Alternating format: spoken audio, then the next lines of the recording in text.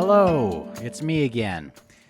What did I call myself last time? The blind Malazan Sherpa. I don't know what I'm going to call this. Who knows? What are some good ideas?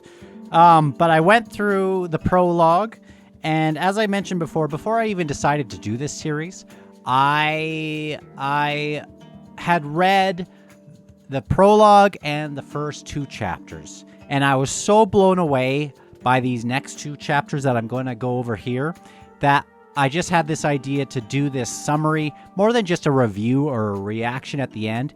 These books are so dense with awesome stuff that I thought I would just give my immediate reactions as I go through them and kind of just geek out over these books that I have had on my TBR list for a fair while, and I never just got into them because everyone just said they would be too over my head. I mean, not me specifically. Didn't have any of my friends like pointing at me and saying that, but you know what I mean. And I don't think that's really true. Sure, there are a lot of things that are going over my head, but at least I'm able to cling on to the overarching picture and some things. Now, you might totally disagree after hearing any of this, but, I'm doing my best, and I'm enjoying it. I'm enjoying it so much. And I just wanted to get this one out here as well so that I can move on with this book. I haven't read it for a couple days because I've been thinking about what I wanted to do for this. I reread the prologue up to this point. So I've read the first three chapters, including the prologue and first two chapters twice now. And I just wanted to give my thoughts, maybe read some parts in it. I will put the timestamps of the different scenes on the side. And I'm excited to move on and keep going with this story. If you have any ideas about how you would like this to be kind of produced and given to you, I don't think I'm going to do any video for this. Maybe sometime if there was some kind of live stream. If anyone would like to, maybe down the road I would have some guests or something like that if this was interesting to people. If not, I will gladly just talk to myself for this first book and then just move on reading it by myself. But it does take quite a bit more time to do it this way. So we'll see how it goes. But I'm going to commit to doing this first book. If you find this interesting, then please like and share and comment, and I will engage as long as it's respectful and not filled with spoilers and things like that. As far as sponsors, this is brought to you by my long-suffering wife. Now, chapter 1, and I wanted to just also bring up this first little blurb. I love these little blurbs. I didn't understand them very well, at least until maybe halfway through Deadhouse Gates, but I've really liked them here. So here's the little blurb on chapter 1. It says, "Memories are woven tapestries, hiding hard walls. Tell me, my friends, what hue your favorite thread? What hue your favorite... Man, I don't know why that's so hard for me to say. What hue your favorite thread, and I in turn will tell you the cast of your soul." And I've already seen this idea of memories kind of shaping the future and kind of changing the color of one's hue. This was also kind of expressed in another way with the mounds, and what is upon the surface of the mound is kind of changed by what is beneath the mound. So cool. And not just the mound, but the earth itself. Now, at the start of this, in the prologue, we began 300,000 years in the past, then jumped to 100,000 years-ish, and now we are back into our own time. We're back on Darujistan, or the, what is it called, Genebacus, and we're on the continent that we began this journey on. Even though I haven't done these videos for the other one, but we're at the Gardens of the Moon's continent.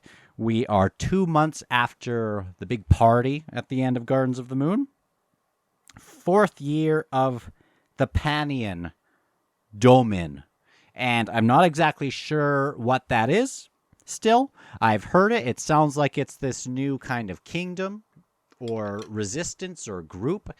I don't know anything about them yet, but I'm looking forward to it. Now, let me just read a little bit of this. But the bridge Gadrobi limestone. No. I can't do that yet. There is even a blurb before the blurb, before it even says chapter 1. It's like these are separated into books. So this book 1 is the spark and the ashes. And there is another blurb just before that. And I want to just bring up the very last part of it, which I thought was so cool. It says, perhaps the most poetic detail of what would come to be called the Panian Wars was in fact a precursor to the entire campaign, the casual, indifferent destruction of a lone stone bridge by the Jagged Tyrant on his ill-fated march to Darujistan. So on his way there, he broke this bridge. I don't even know if that was said in Gardens of the Moon, but it's like this small little thing is this major flashpoint. And a reason why I love this book so far already is because it really is setting some distinctions on who are some of the evil players in this, unless there's a huge twist and these are cuddly teddy bears and whatever. But there are some nightmare dudes being introduced. There was one with that king in the prologue, but oh man, there is a nightmare that is introduced in these next 2 chapters here. So it starts with that bridge, and we get to this crew. There are a few of them. There is one guy, his name is Gruntle, and I already like him. He's a caravan guard. They're at this bridge, and there are a whole bunch of people kind of... first, it says that this bridge looks like it's either been broken by an earthquake or by a god's hand. There's all these rumors about what happened, all these sightings of dragons, demons, the descent of the moon spawn. But since the city of Darujistan isn't a heap, it's hard to tell. So, and a lot of people, it even says here that he was too drunk to tell. He was in Darujistan, I think, at the time, and so he doesn't even know exactly what was going on. But he's here. This bridge is broken, but just up the way a little bit is an old passing, and it's basically making it so it's slow moving. There's a whole bunch of people waiting to pass. All these caravans that aren't able to get into Darujistan or out of Darujistan. And they have some stuff there. This Grundle has a boss, and he isn't able to get into town. So, and it's funny because this boss of his can kind of like read his mind or hear what's going on. I'm not sure what that means, but anytime he talks, it's like the guy doesn't leave his caravan, his little box, but he still is kind of present in whatever they're doing. And Hedge, the buddy, is off fishing, just kind of waiting in the water. He's sitting on a rock. He's fishing, and another one, the female of the group, what was her name? Start with an S here. Karuli was the boss. I know that. Stunny. I'm going to say that. She's off doing this other stuff, probably getting into some trouble. and it sounds like she likes to kind of shake things up and whatever. And a person comes up to Gruntle and says, you there, sir. And it sounds very noble-like. So Gruntle calls him out on it. That's an imperious tone you got there, sort of thing. And this is a manservant to another person who wants to meet with Gruntle. I almost called him Grundle. Better not do that. Gruntle. Okay? And he says, this Emancipor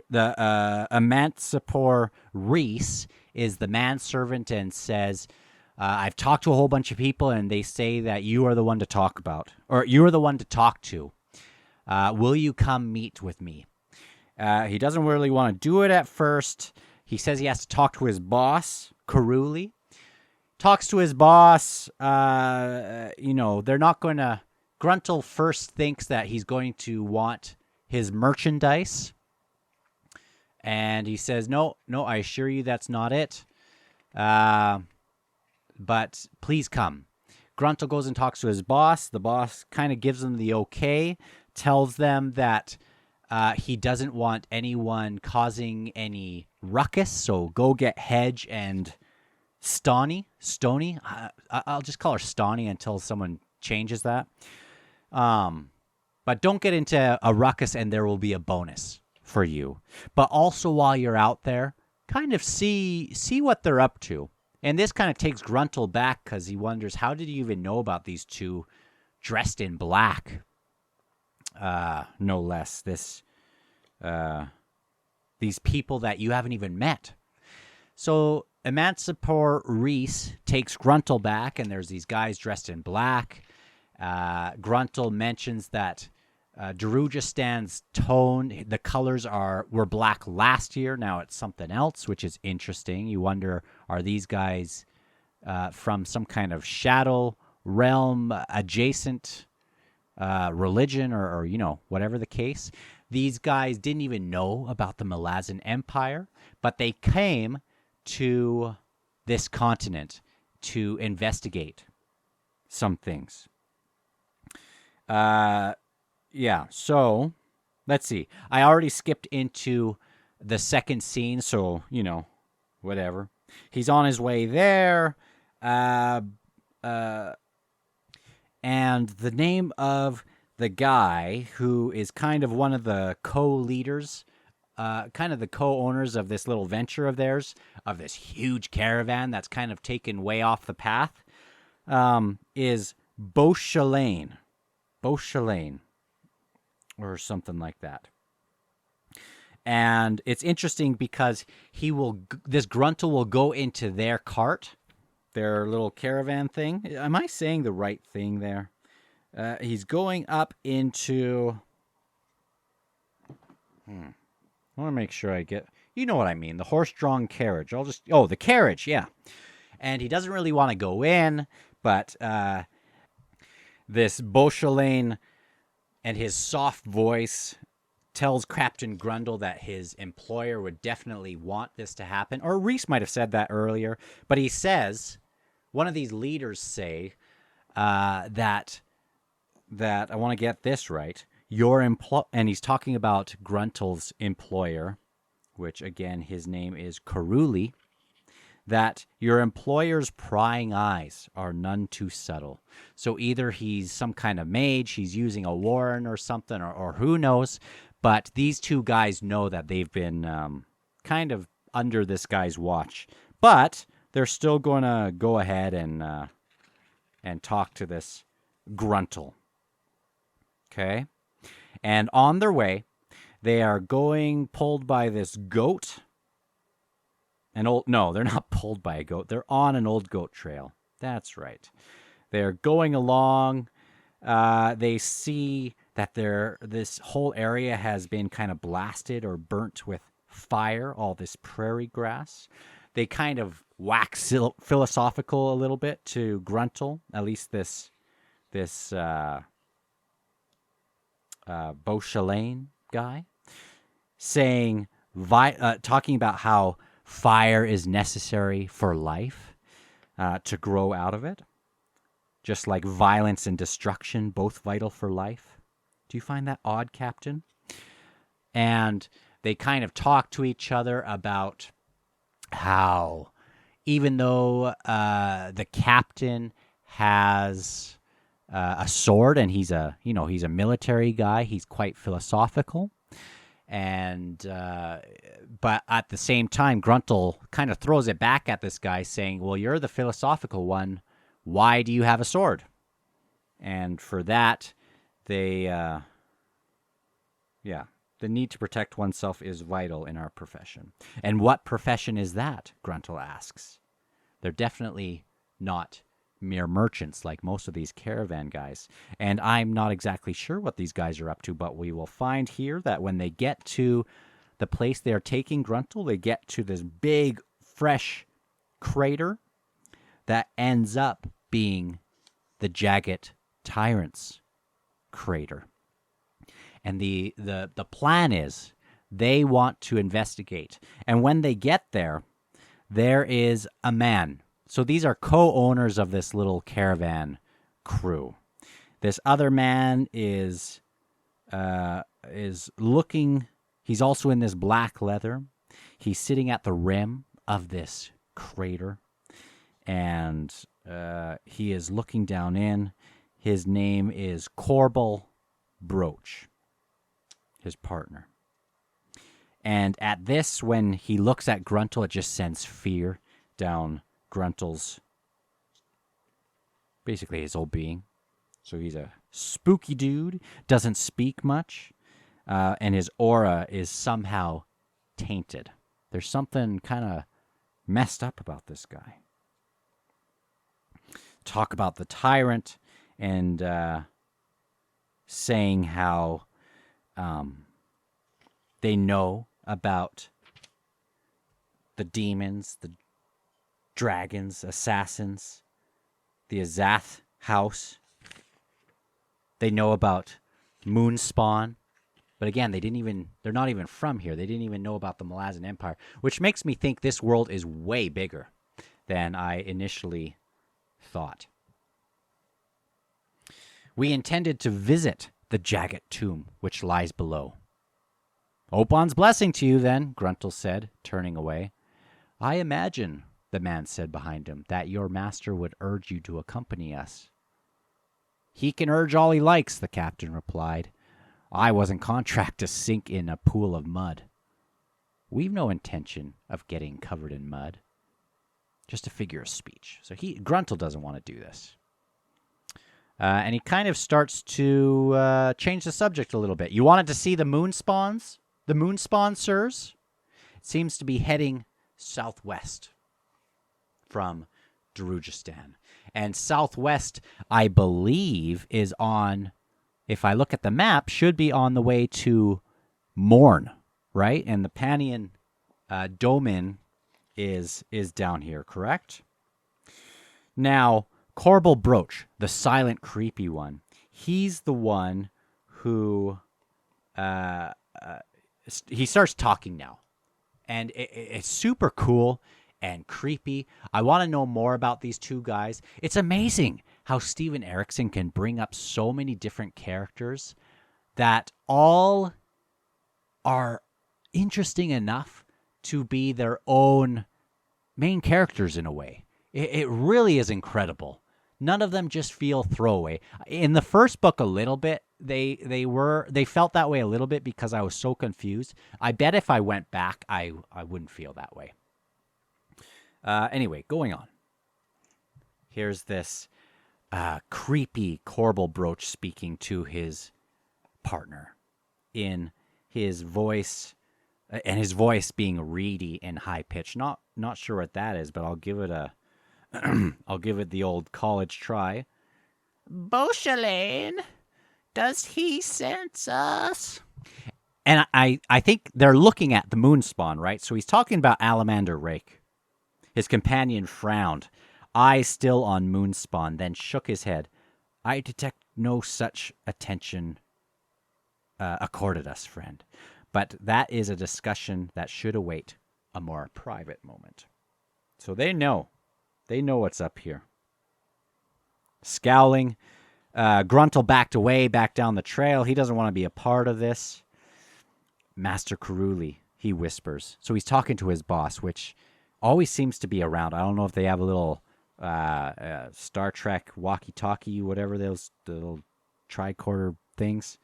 But he always seems to be listening. Master Karuli, if you're watching all this, and I think you are, I trust my bonus will be appropriately generous. And if my advice is worth anything, I suggest we stride clear and wide of these two. Moments before he moved beyond sight of the crater, he saw Beauchelane and Corbal Broach turn their backs on him, and Moonspawn. They stared down into the hole for a brief span, then began descending, disappearing from view. How cool is that? All right. I suppose I can make some predictions about these two, but I really don't have any other than obviously they know about Alamander Rake. They have some kind of connection with the Shadow Realm. I assume maybe some connection with Shadow Throne, who, if you've come to this point, we know is the old Emperor, I guess. And I always wonder, in the first book, Captain Paran, I want to see some people getting ascended. I know that started in this last book with those two dudes on the ship turning to bronze. For me, Captain Paran or Paran seems like a total candidate to become like an ascended bro. So we'll see what happens. All right, so the next scene, starting with the huge wolf that circled the body. And he is looking at this body on the ground with his lone eye. And he's looking at another person on the ground that has a lone eye. And they don't usually get people in this world. Not even mortals. Human, no less. So the guy that we've been waiting for since Gardens of the Moon to see where he went is this Talk, the younger guy. Last we heard of him, he was fighting alongside Captain Paran against Psycho Hairlock. And it sounds like now he's been drawn into this warren of chaos that doesn't have many visitors. And there's this huge wolf. And I wonder if this is anywhere, I can't remember. Maybe I'm just an idiot and forgetting the huge wolf from the initial books. But I don't know if it's related to the beasts we've already seen, one of these ancient dudes, but we'll see. Anyway, about this beast, it's really interesting because they're in this warren of chaos that made Hairlock go bananas, go crazy. So it seems like anyone who is in there for a long period of time also goes crazy. And this wolf, though, it's saying how this wolf has been there alone and lost for so long. Its mind had found new shapes born of solitude. The tracks of its thoughts twisted on seemingly random routes. Few would recognize awareness or intelligence in the feral gleam of its eye, yet they existed nonetheless. So he's not totally crazy, whatever this dude is. I'm just going to throw this name out there that comes out later in Chapter 2. Treach? Does this have to do with him? Who knows? The wolf recalled little of the other worlds that it existed in beyond chaos. It had just been there for a long, long time. I don't think this is this Treach thing. And it's wandering around. Now it sees this mortal. And he views this as an opportunity, a gift for the wolf. Now, we get to the next part of the scene that happens when Talk the Younger wakes up. His single functioning eye blinked open to a pale blue, cloudless sky. He lay unmoving, trying to remember what had happened. The vision of the dark tear opening before him. He'd plunged into it, flung into it. Talks about how he had this battle with Hairlock. I'm so glad Talk's around. Of course he's still around. And he's on this field of broken obsidian glass. This black, shattered plain, flat. And over in the distance is this mound, a whole bunch of mounds in concentric circles. He's at this place where all these things happened in the prologue. And we don't know how deep the obsidian glass goes. It's not just on the surface. We see a tower in the distance that he's eventually going to go to, and the entrance to that tower is on some floor that isn't the ground floor, suggesting that it's at least one floor, nearly a floor deep, if not more, which is very cool. Very cool. I say very cool a lot, but I mean, it's very cool. That's why I'm doing this podcast. All of this stuff in these 2 chapters and the prologue is very cool. He sees these mounds, and he is in this chaos warren. He sees dust on his, he's dusty. He looks over to his weapons. His bowstring on his bow is dried out and stretched, meaning that he has been there for a while. He's not hungry, I don't think. It just seems like he's been laying there for a sec, but obviously time is a little different in this weird realm. Almost like it's like a eternal stagnant kind of thing. That's how I picture it, at least at first. He's been there for a long time. And things are just dusty. He doesn't have supplies. He needs to go look to see what's going on. And he goes to these mounds. The first mound he goes to, he can see that it's been burrowed into, likely by looters. He goes and sees other ones with looters, and then there's this big central barrow. And I'll mention, in all of these barrows, it seems like, and I had to look up what a barrow was, even though I went through the first books not really getting the definition. It's just like a mound, like a burial mound, right? And in these barrows, they're kind of dug down on a slant, high enough for a person to just walk in. But this central one is buried down like 3 people high. So it's a huge, huge barrow. And he's walking in, and, that suggests that something big either came out of it or dug into it. And yeah, he goes and he sees the reddish sky that has this welt in it. And I assume that means we're supposed to assume this is the same place where these poor jagged babies were deposited, and this is that same tower, but now it's kind of in ruins. As Talk walks, he thinks of Adjunct Lorne. Doesn't know what happened to her and her companion, who are on their way to release the Jagged Tyrant. Wondering if did that work, and what kind of twisted mind will this Jagged Tyrant have once he is freed? What kind of destruction will he do? He made his way towards the tower and thought there's probably no one in there. If anyone did blast out of any of these burrows, they're probably not still around. 40 paces from the tower, he stumbled over a corpse, dusty corpse.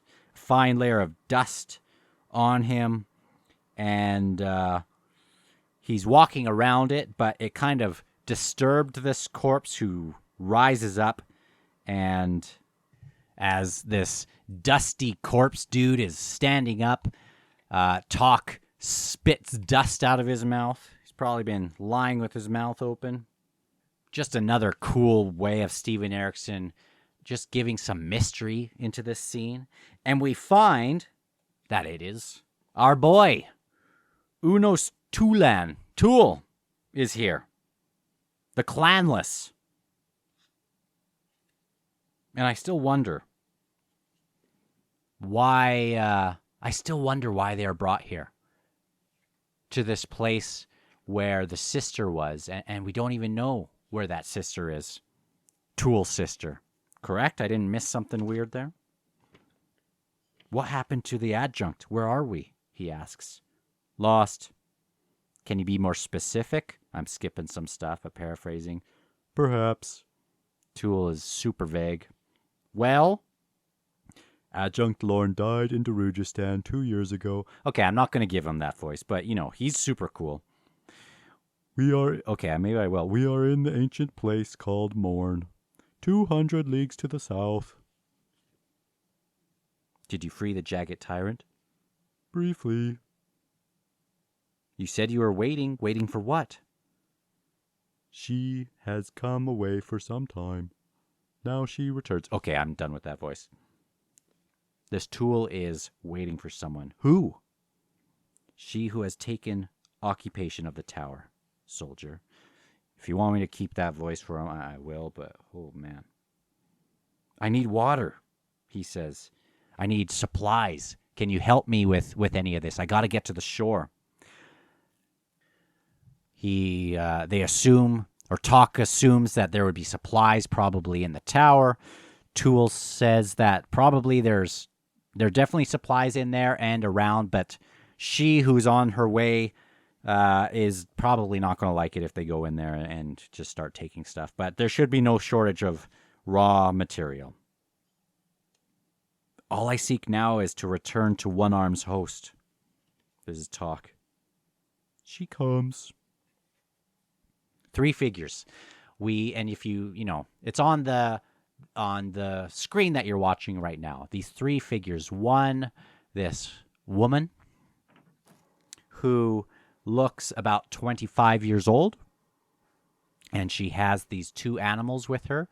I think these are 2 animals that are ancient, that were ones that were viewed in the very start of the prologue, that were stuck in mud, kind of that sort of, maybe some of those animals, meaning that they're not totally extinct. I could be wrong about that, but that's how I kind of read that.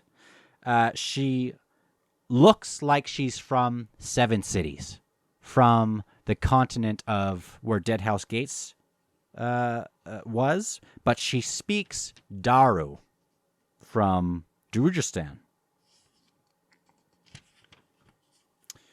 They speak about some things. I'm going to skip some of this. They have a servant. We find that her name is Lady Envy, one of 2 sisters or 2 daughters of Draconis, the elder god that made that sword. I assume, I don't know if she's looking for her father or what she's doing, but she's one of these elder children, meaning that even though she's 25, she's probably like 400,000 years old or some crazy stuff. Who knows? Okay. Her sister is named Spite. So he had 2 daughters named Envy and Spite. Talk kind of makes light of this. Hood's breath, you can't be serious. Speaking of those names. And she speaks, addressing the Talan Imas. I've crossed paths with Talan Imas more than once. At least twice, that is. I wonder if I'm sure we will get to know what those are. Maybe I already should know what those are. It's hard to know sometimes with these books. And Tool regards her with his depthless gaze. Knowing who you are does not answer the mystery of your present residency here in Morn.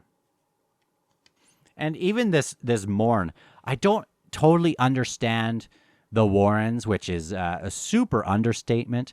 Is this mourn kind of like a Chernobyl, where basically just everything is a Warren around this area? I still don't understand. Does this have to do with the chains? Like I don't understand if Morn also exists out in a regular form plus in this Warren messed up form. I'm a little confused. By this, but I'm still interested, obviously. And Talk sees that this woman has some servants. And as they're going to the tower, one of the servants kind of looks out, and it is a Segule. A Segule. And Talk can't even believe it. It's these dudes with these white masks with markings on them.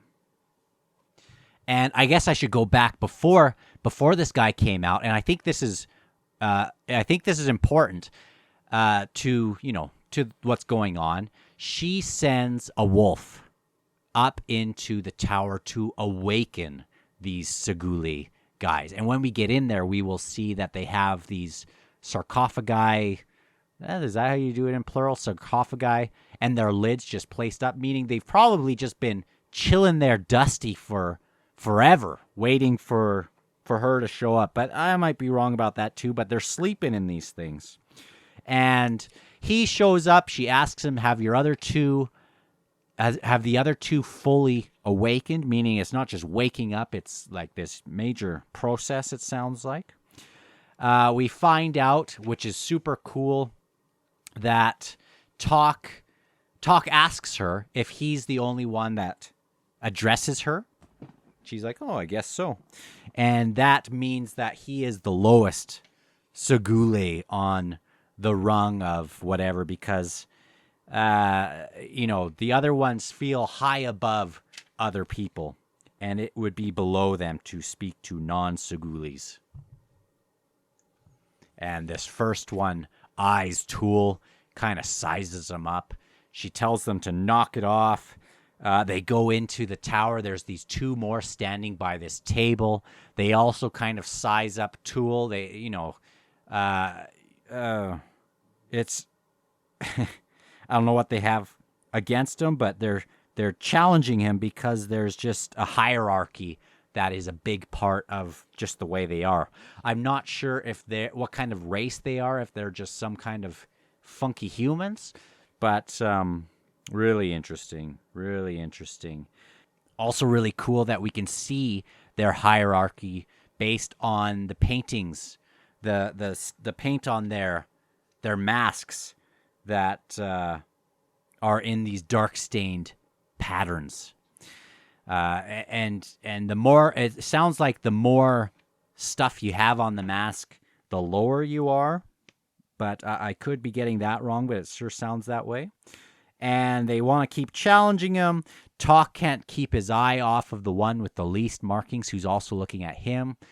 It kind of looks like a challenge. This Lady Envy tells Talk that is probably not a good idea, and they move towards this other part of the room. He takes his eye off them, and a body goes flying across the room. And Talk had just pancaked that first Seguli dude with the side of his sword, which I thought was pretty cool. And, that just shows how cool he is. They don't mess with Tool. What have you learned? Tool said, addressing her. Of the rent. Cup in hand, she faced him. Ah, you cut to the quick. In all matters, I see. It has been bridged by a mortal soul. As I am sure you are aware. The focus of my studies, however, has been on the identity of the Warren itself. See, even she's confused about this Warren. We thought it was Jagged, but now it might be something else. It is unlike any other. The portal seems almost mechanical, which is cool. Sounds like it's artificial. You have examined the Kachain Chamal tombs, lady? These are these ancient tombs from this ancient city that it sounds like kind of is one of the lowest levels, if not the lowest, in this area. Briefly, she says, they are all empty and have been so for some decades. Only decades? Toole says. Unpleasant detail, indeed. I believe the matron experienced considerable difficulty in extricating herself, kind of like a butterfly coming out of a cocoon, it sounds like, before getting out her children. I need to head north, Talk says. I would be in your debt. Careful what you offer, young man. Sounds like you don't want to be in debt with gods or daughters. Certainly not daughters named Envy or Spite or whatever her name was. No offense, but why do you call me young man? You look no over 25. How flattering. Now, this is interesting, and it happens throughout these books where enemy of my enemy is my friend, and if you try to keep track of it all, you'll just go crazy. But Talk shrugs here. Alamander Rake, I've heard, of course. I didn't know he took a sword from anyone else, or from someone else, nor when the event occurred. It strikes me, however, that you may well be justified in feeling some animosity towards him, since he killed your father. What was his name? Draconis? The Malazan Empire shares your dislike. So in sharing enemies, and she cuts him off, we are pre-force allies, a reasonable surmise. Just like in the first area, or in the first prologue, I didn't really bring up that to get rid of the Jagged Tyrant, all these warring people had to kind of join together in this confederation of sorts, loose confederation, to get rid of the Jagged Tyrant. And when that was done, that's when things would break off and they went to their old ways of destroying the Jagged. But Talk the Younger from the Malazans is mentioning that they at least have animosity towards our boy Alamander Rake, who's like the coolest ever. His fight in Gardens of the Moon, so cool. So cool. All right. So, where were we? He's talking to her. He wants to go to, he wants out of there, but he wants some supplies, and he wants to be in, he doesn't want to be in her debt, but he's willing to if need be. Is that it? And this is where she lays out that she will help him with supplies.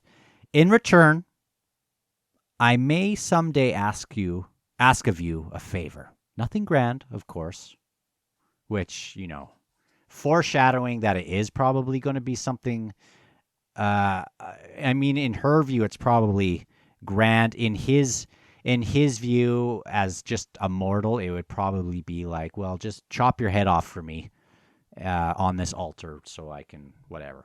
Not that bad. Not that big of a deal. Very well, I agree to your proposal. Your equanimity is a delight, Talk the Younger. Toole speaks. Lady Envy, if you seek further knowledge of this rent, you will find it here. I don't really picture him talking like that, by the way, but more gravelly and bone-like and raspy. I'll have to figure out what to do when I read his stuff. Indeed? Can you explain? Anticipating the response, Tuck the Younger grunted, then ducked as he flashed him a dark look. He knows that he's going to give him something vague. Can you explain? Perhaps, Toole predictably replied. Ha! I knew it. That's Talk saying that. That made me laugh. An edge came to her voice. Please do so then. I follow an ancient trail, Lady Envy. Morn was but one stop on that trail. It now leads northward. You would find your answers among those I seek. You wish me to accompany you? I care not either way. Tool said. Should you choose to stay here, however, I must warn you, meddling with the rent has its risks, even for one such as you. You think I lack suitable caution? She says, crossing her arms. Even now, you have reached an impasse, and your frustration mounts. I add one more incentive, Lady Envy. Your old traveling companions are converging on the very same destination, the Panian Domain. Both Alamander Rake and Kaladin Brood prepare to wage war against the Domain. A grave decision. Does that not make you curious? So she decides to go. Very well. We shall all of us undertake a journey. How exciting. She gestured to her Segule servants. Begin preparations at once. Tool mentions, just closing in this chapter, that he will help Talk to refletch some arrows out of this different kind of plant and things, and help him with the supplies, help him with some craftsmanship, some old Talani mass bone dude craftsmanship, and help him out a little bit. And the last thing here, they speak about the masks on these Segule dudes. The medium, meaning the paint, Tool explained in his usual deadpan tone, appears to be a mixture of charcoal, saliva, and human blood. Wow. Wow. Now, that is a cool chapter, but not as cool as Chapter 2. And I've gone too long, so I'm not going to do them both in one go. But wow. Chapter 2 is even cooler. I hope to see you then. And don't forget to like, comment, and subscribe, and share this to people who could appreciate it. Thanks.